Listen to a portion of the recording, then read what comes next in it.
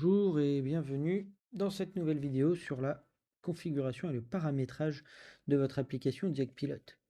Vous avez à votre disposition plusieurs écrans disponibles pour paramétrer une à une les fonctionnalités de Diagpilote. Nous allons commencer avec France ERP et la configuration de son API pour que vous puissiez éditer vos ERP directement. La première étape sera d'aller chercher votre clé API sur votre compte France ERP. Il s'agira donc de copier-coller la clé API que vous aurez récupérée sur votre compte France ERP. Vous autoriserez ensuite votre équipe à utiliser ou pas les crédits de l'API. On enregistre et on va pouvoir tester la connexion. Une fois fonctionnel, les informations s'affichent et votre compte est connecté. L'étape suivante consistera à configurer les tarifs personnalisés. Vous arriverez sur une grille avec des tarifs pré-remplis. Donc par défaut, il y a déjà des tarifs associés aux prestations que vous pouvez configurer à votre guise. Vous pouvez modifier uniquement les tarifs qui vous intéressent, configurer les majorations éventuelles pour adapter les tarifs. Vous n'avez pas besoin forcément de modifier ces tarifs si vous êtes d'accord avec la grille qui est par défaut proposée. Euh, il suffit de trouver ensuite le diagnostic que vous souhaitez modifier.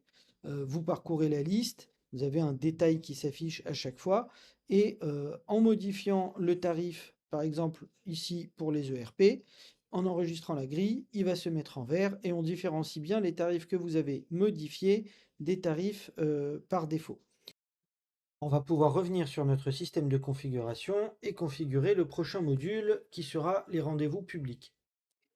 Donc, on commence par sélectionner l'adresse de la page pour les rendez-vous publics, donc l'adresse que les utilisateurs utiliseront pour prendre rendez-vous sur votre site.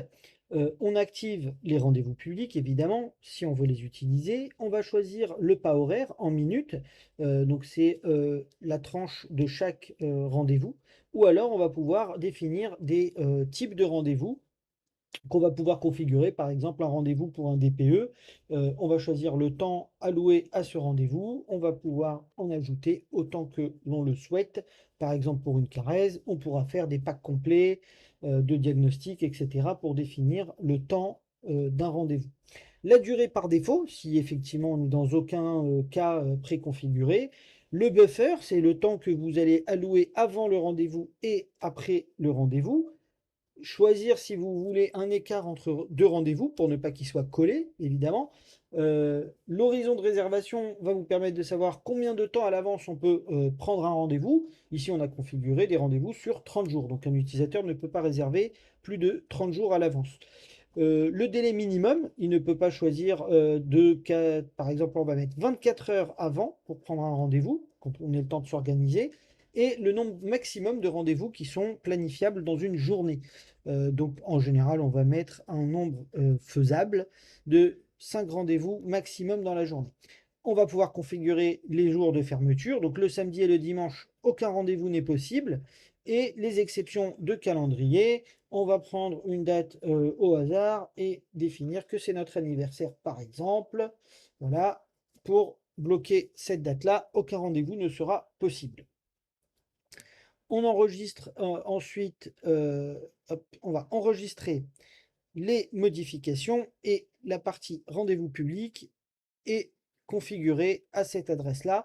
Quand on va se rendre directement sur la page, on arrive un calendrier pour choisir son créneau, son type de rendez-vous et l'utilisateur ensuite fera la procédure, mais on verra ça dans une autre vidéo pour prendre un rendez-vous. Voilà, on peut retourner à la liste des rendez-vous qui sont désormais configurés et passer à la relance de facturation. Assez simple, hein, vous activez les relances de facturation, le délai, le mode SMS ou email ou les deux, et on n'enverra pas d'email avant cette plage horaire et pas après celle-ci. Donc entre 9 h et 19 h uniquement, on n'envoie aucun mail en dehors de cette tranche. On enregistre et on va pouvoir revenir aux paramètres de configuration. Nouvelle fonctionnalité intéressante, la synchronisation de votre calendrier avec votre Google Calendar. Je vous passe l'étape de la procédure de connexion, l'autorisation que vous donnez à Google pour vous connecter à votre calendrier.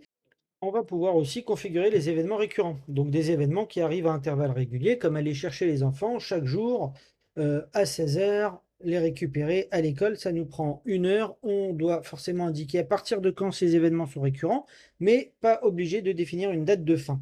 On peut mettre une description pour retenir et on va pouvoir par la suite ajouter autant d'éléments que l'on veut de façon récurrente, avec ou sans date de fin, mais toujours avec une date de début. Donc par exemple, prendre le café avec les collègues le matin avant de démarrer la journée, on peut le configurer chaque jour. Hop, on va le mettre à 7 heures du matin. Ça prend pas 60, on va dire 20 minutes. Allez, on commence, on peut changer la couleur pour définir dans le calendrier l'aspect plus visuel des événements, lui définir une date de début et une date de fin, peu importe l'année, le mois, c'est vous qui décidez si vous voulez que ça se termine. Hop, je vous laisse prendre le temps de compléter le formulaire ensemble et on va pouvoir enregistrer ces modifications, synchroniser notre agenda et passer à la suite.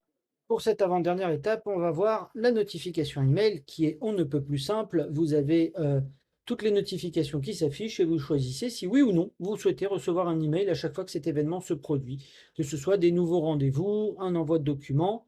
Vous définissez si oui ou non vous voulez les recevoir, vous enregistrez et on va pouvoir passer à la dernière étape. Alors, cette étape est quand même importante. Il s'agit de la configuration de vos paiements avec notre partenaire Stripe qui va gérer vos paiements en ligne, donc le paiement de vos factures. Évidemment, c'est une option facultative. Vous pouvez très bien faire payer vos factures par virement ou chèque, espèce. Stripe reste une option supplémentaire que vous pouvez ajouter. On verra le détail dans une autre vidéo, mais pour le moment, nous avons terminé la configuration complète de notre compte Diagpilot.